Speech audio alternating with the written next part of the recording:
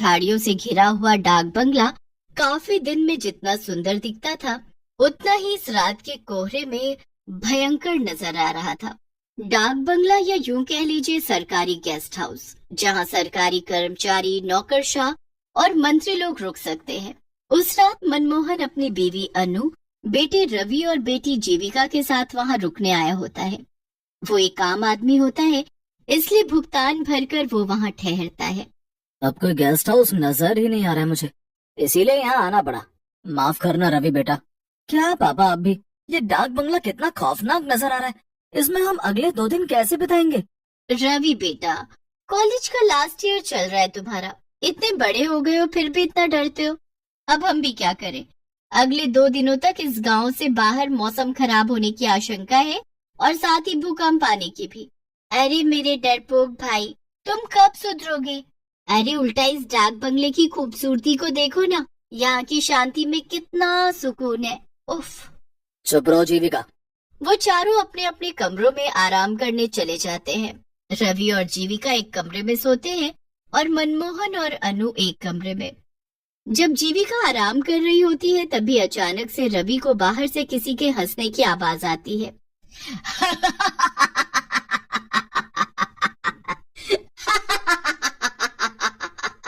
मेरे पास आओ, आओ, आओ मेरे पास आओ। ये किसकी आवाज है? कौन है? रवि के पसीने छूटने लगते हैं और वो बालकनी में जाता है। तभी उसे वहाँ कोई नीचे नहीं दिखता है और न ही दूर दूर तक जंगल में कोई नजर आता है। यहाँ तो दूर दूर तक कोई नजर नहीं आ रहा है। फिर ये आवाज किसकी थी? जीविका, तुम पागल हो क्या? ऐसे कोई करता है क्या? मैं कितना डर गया एक पल के लिए। सॉरी, मैं तुम्हें बस इतना कहना चाहती हूँ कि तुम अपने मन में से इस डर को भगा दो। ये जगह दिखने में जितनी हॉन्टेड है उतनी असल में है नहीं यार। थोड़ी देर बाद वो चारों खाना खाने नीचे आते हैं। तभी एक बूढ़ी काकी उन्हें खाना परोसती है। मैं झूठ क्यों बोलूंगा, मैं सच कह रहा हूँ। ये डाक बंगला सही नहीं है। मैंने अपने कानों से उस औरत की आवाज सुनी है। चुप करो यार भाई, मैं भी वही थी, तुम भी वही थे, तो उस औरत की आवाज सिर्फ तुम्हें ही क्यों सुनाई दी? मेरे कानों में क्या हड़ताल हो गई थी? हाँ? शट अप जीविका। हाँ बेटा, इतना मत घबराओ। लेकिन पापा। रवि बेटा, जैसा तुम सोचोगे वैसा ही तुम्हें महसूस होगा। तुम बार बार उसी बारे में सोचोगे तो तुम्हें वही सब नजर आएगा, वही महसूस होगा बेटा। चुपचाप खाना खाइए, वरना ठंड में जल्दी ठंडा हो जाएगा। वैसे भी डाक बंगले की दीवारों को शांति पसंद है, हल्ला नहीं। जी काकी। सभी खाना खाकर सो जाते हैं, लेकिन रवि को रात को नींद ही नहीं आती। वो हर वक्त बस उस आवाज के बारे में ही सोचता है। तभी उसे कमरे का दरवाजा अपने आप धीरे धीरे खुलते हुए दिखाई देता है। ये क्या? ये दरवाजा अचानक से कैसे खुल रहा है? ये सब क्या हो रहा है? दरवाजा अपने आप खुल जाता है और रवि बिस्तर से उठकर हिम्मत जुटाते हुए दरवाजे के पास जाता है। तभी वो एक काले साए को फौरन सीढ़ियों से नीचे की तरफ भागते हुए देखता है। ये देख रवि की सांसें तेज और कलेजा कांपने लगता है। कौन था वहाँ? कौन था? और ये क्या? ये पेपर, इस पे तो खून की स्याही से लिखा है, मैं तुम सबकी जान ले लूंगी। क्या? तभी रवि बहुत ज्यादा डर जाता है और वो तुरंत मनमोहन, अनु और जीविका को उठाकर उन्हें सब कुछ दिखाता है और साथ ही वो पेपर भी दिखाता है। मेरा यकीन कीजिए माँ पापा, मैं झूठ क्यों बोलूं भला। मैंने सच में किसी काले साए को सीढ़ियों से नीचे की तरफ भागते हुए देखा है। और ये पेपर, इस पर खून की स्याही से लिखा है, देखो आप। उस पेपर से वो सब लिखा हुआ मिट चुका था। ये देख रवि के होश उड़ जाते हैं। ऐसा कैसे हो सकता है? रवि, एक काम करो, तुम और जीविका हमारे कमरे में सो जाओ। चारों एक साथ सोएंगे तो किसी को डर नहीं लगेगा। लेकिन पापा, मैं डर नहीं रहा, मैं बस मेरी और आपकी सबकी भलाई के लिए कह रहा हूँ। यहाँ से चलिए। आप सब भूत प्रेत में विश्वास नहीं करते होंगे, लेकिन मुझे है। रवि भाई, तुम कुछ ज्यादा ही सोच रहे हो। बस रवि, चलो सोने अब और कुछ नहीं सुनना है हमें। पहले ही तुम्हारे पापा और मैं बहुत थक चुके हैं। कोई रवि की बात समझने की कोशिश ही नहीं करता और सब एक ही कमरे में सो जाते हैं। जैसे तैसे रात गुजर जाती है। अगले दिन रवि उस बूढ़ी काकी से पूछता है, काकी, यहाँ इस डाक बंगले में केवल मैं और मेरा परिवार ही रुका हुआ है, यहाँ और कोई नहीं रुकता क्या? लोग यहाँ रुकने आते हैं, लेकिन अभी इस समय नहीं है। हटो यहाँ से, मुझे बाहर जाना है। रवि दिन में उस बंगले को अच्छे से देख लेता है। मनमोहन, अनु और जीविका बाहर बैठकर बातें कर रहे होते हैं। अरे रवि भाई, आओ हमारे साथ बैठ जाओ, वरना फिर कोई भूत आकर आपको परेशान कर लेगा। बस जीविका, कितना परेशान करोगी तुम उसे चिढ़ा चिढ़ा कर। ओके बाबा, सॉरी। रवि कुछ दूर टहलने जाता है और तभी उसे एक लड़की दिखाई देती है जो सुनसान सड़क पर फूल बेच रही होती है। साहब, साहब फूल ले लो ना साहब। गुलाब, चंपा, चमेली, मोगरा, जास्मीन, सारे फूल है मेरे पास। नहीं नहीं, मुझे नहीं चाहिए कोई फूल। अच्छा ठीक है, लेकिन मेरी बोनी हो जाए इसलिए एक फूल तो ले लीजिए प्लीज साहब। रवि उस फूल को खरीदकर अपनी माँ अनु को बालों में लगाने के लिए दे देता है। बाद में जब अनु बाथरूम में मुंह धोने जाती है, तभी वहाँ की लाइट अचानक से बंद चालू होने लगती है। अरे, इन लाइट्स को क्या हो गया अचानक से? और जब अनु आईने में देखती है, तभी उसके पीछे एक औरत खड़ी होती है जिसकी शक्ल काफी ज्यादा खौफनाक होती है। अनु की चीख सुनकर सभी उसके कमरे में भागे चले आते हैं और उसे वहाँ पर बेहोश पाते हैं। माँ, माँ आंखें खोलो ना माँ। थोड़ी देर बाद जब अनु को होश आता है, तभी वो उन तीनों को सारी घटना बताती है। अनु की जुबानी ये सारी बातें सुनकर उन तीनों के पैरों तले जमीन खिसक जाती है। माँ, ये सब सच है? हाँ जीविका बेटी, रवि बिल्कुल सच कह रहा था। देखो, मैंने कहा था ना आप तीनों से, इस डाक बंगले में जरूर कुछ तो गड़बड़ है। मनमोहन जी, मुझे कुछ नहीं पता, हम कहीं और रुक लेंगे, चाहिए तो जंगल में रुक लेंगे, लेकिन इस भूतिया डाक बंगले में बिल्कुल नहीं। हाँ पापा, अगर माँ और रवि ने यहाँ कुछ ऐसा महसूस किया है तो हमें यहाँ नहीं रुकना चाहिए। हाँ हाँ अनु, ठीक है, अपना अपना सामान ले लो, हम सब अभी इसी वक्त यहाँ से निकलते हैं। चारों अपना सामान पैक करके वहाँ से निकलने लगते हैं, लेकिन तभी वहाँ डाक बंगले के मुख्य दरवाजे पर वो बूढ़ी काकी खड़ी हो जाती है। काकी, हमें जाने दीजिए, हमें अब यहाँ नहीं रहना है। नहीं कहा ना, एक बार जब कोई इस डाक बंगले में आ जाता है तो वो फिर से वापस नहीं जा पाता। नहीं, आप हमें यहाँ जबरदस्ती रुकने के लिए नहीं कह सकती काकी, हमें जाने दीजिए प्लीज। मतलब ये कि तुम सब अब हमेशा हमेशा के लिए यहीं पर रहोगे, इंसान बनकर नहीं बल्कि भूत बनकर। उतने में अचानक से वो बूढ़ी काकी अपने भूतिया रूप में बदल जाती है और वहाँ आसपास सभी भूत इकट्ठे हो जाते हैं। ये सब देखकर चारों की रूह कांप उठती है और रोंगटे खड़े हो जाते हैं। नहीं, बचाओ! वो चारों भागने की कोशिश करते हैं, लेकिन उनके पैर नहीं हिल पाते हैं और वो जमीन से चिपक कर रह जाते हैं।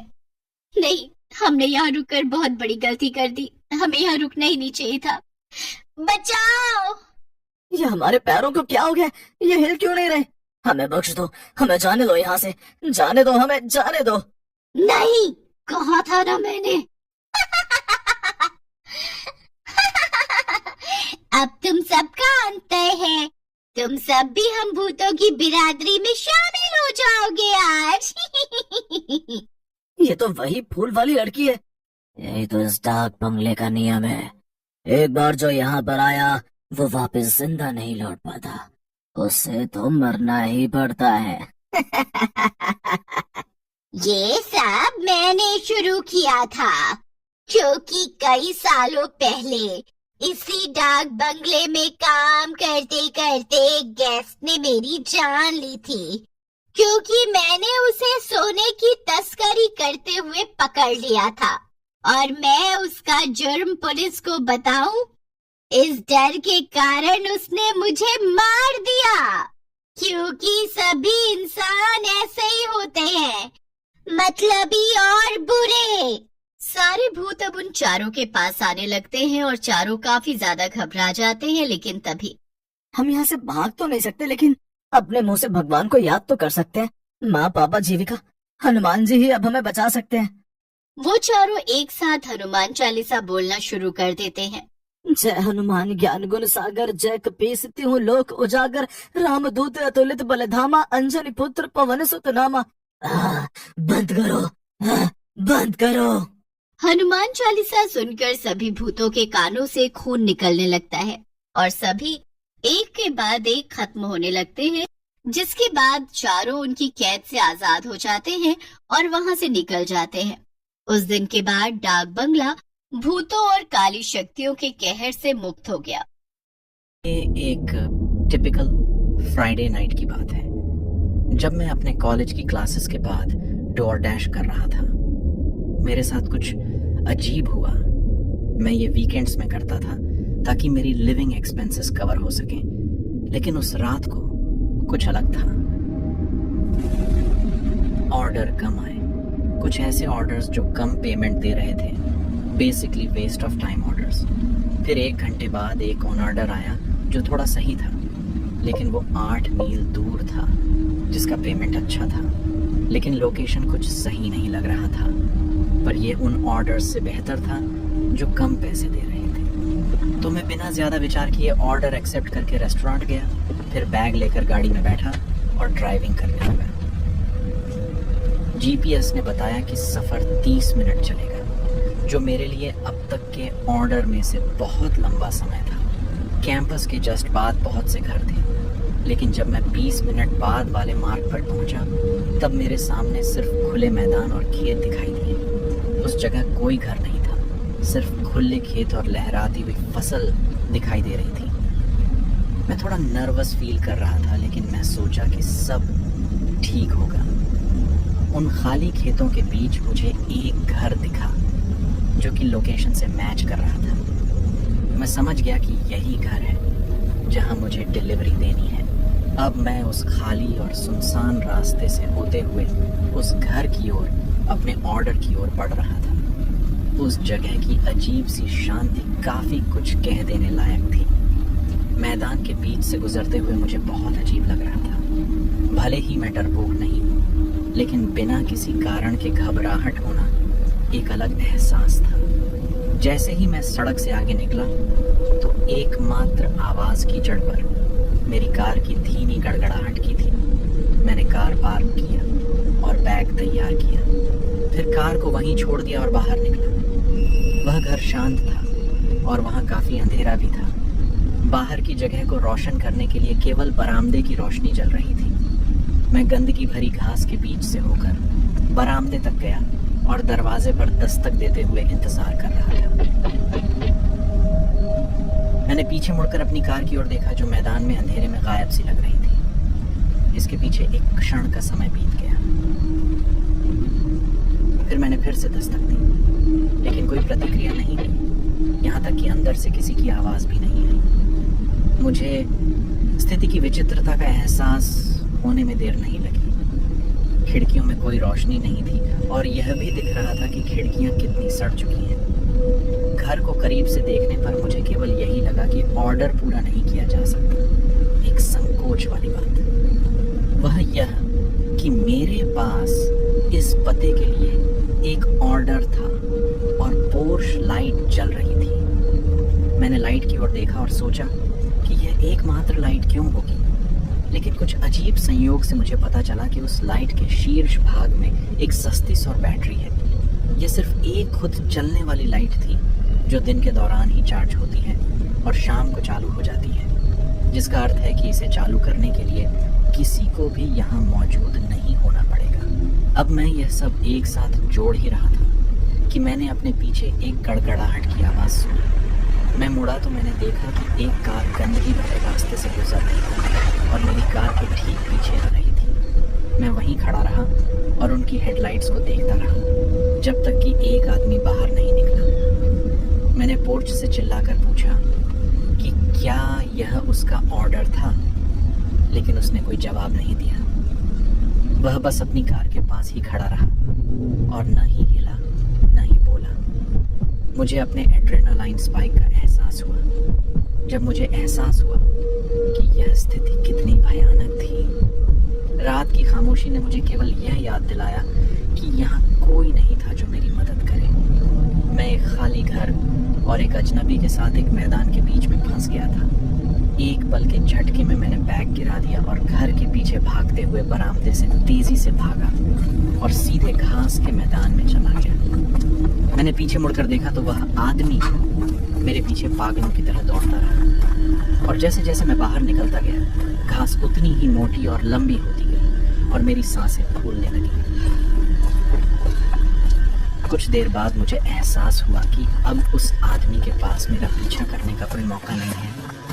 मैं धीरे धीरे अपनी सांसें रोक रहा था और सावधानी से आगे बढ़ रहा था। फसलों के बीच से होते हुए मैंने और भी शांत रहने की कोशिश की, क्योंकि शायद वो आदमी अभी भी मेरा पीछा करने की कोशिश में था। दौड़ते दौड़ते मैं एक सड़क पर पहुंच गया। मैं डरा सहमा उस सड़क पर जाकर गिरा। मुझे पुलिस ने उठाया और जांच करने के लिए मुझे साथ ले गई, पर वह आदमी तब तक जा चुका था। मुझे आश्चर्य हुआ क्योंकि मेरी कार लूटी नहीं गई थी और ऑर्डर का बैग अभी भी घर के बरामदे पर ही था। इसका मतलब केवल ये हो सकता है कि उस व्यक्ति के इरादे कुछ और थे, जो कि मुझे लूटने से कहीं ज्यादा बुरे थे।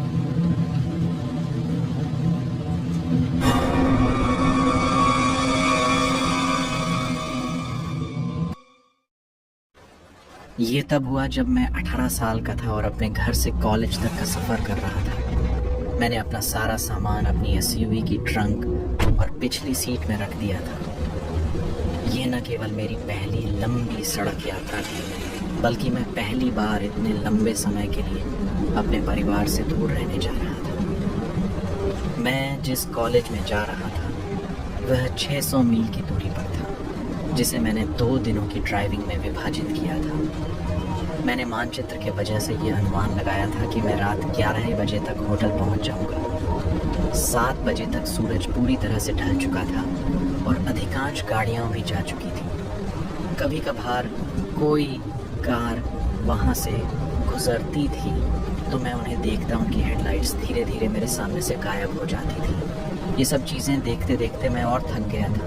लगभग 10 बजे मैंने फैसला किया कि मैं अगले गैस स्टेशन पर रुकूंगा, आगे का सफ़र शुरू करने से पहले।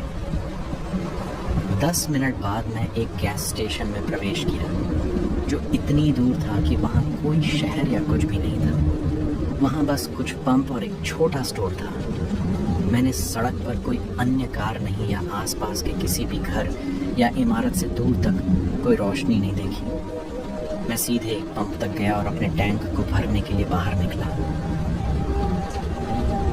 जैसे ही मैंने चारों ओर देखा, मैं डर गया, क्योंकि एक अजीब सा आदमी मेरी तरफ आ रहा था। मेरी तुलना में वह बहुत बड़ा था। शायद अगर मुझे अनुमान लगाना हो तो वह 50 के आसपास था और वह बेघर लग रहा था। लेकिन इसके बावजूद यहाँ संपर्क करने के लिए और कोई नहीं था। उसकी छोटी सी मुस्कान ने मुझे और अधिक सहमा दिया। आपको कुछ चाहिए? मैंने उम्मीद करते हुए कहा, ताकि वह मेरे और करीब न आए। वह आदमी मेरी कार से कुछ फीट की दूरी पर रुका और जवाब देने से पहले लगभग सावधानी से चारों ओर देखा। बाहर निकलकर वापस हाईवे पर आ गया। मुझे कुछ समझ नहीं आया वह क्या बोलना चाहता था, पर फिर उसने मेरे पीछे उस निकास की ओर इशारा किया जहां से मैं आया था और फिर से बोला, वापस हाईवे पर निकल जाओ। 1 सेकंड के बाद मैंने कहा, ठीक है, और वह आदमी चला गया। लेकिन मैं अभी भी वास्तव में उलझन में था कि मैं जिस निकास द्वार से आया था वह चाहता था कि मैं फिर से हाईवे पर जाऊं। वह एक 1 वे रोड था। वह चाहता था कि मैं सड़क के गलत तरफ गाड़ी चलाऊं और वापस राजमार्ग पर यू टर्न ले लूं। इसका कोई मतलब नहीं बनता था। मैंने प्रवेश द्वार की ओर देखा। जिस रोड से मुझे जाना था उस रोड पर किसी भी तरह का निर्माण का साइन या कोई और रास्ता रोकने का बोर्ड नहीं था। ये बस एक खाली रैंप की तरह लग रहा था। जैसे ही मैंने पंप वापस लगाया और अपनी कार में बैठा, मैंने उस आदमी पर नज़र डाली जो अब किनारे पर बैठा था कॉन्वीनियंस स्टोर के बाहर।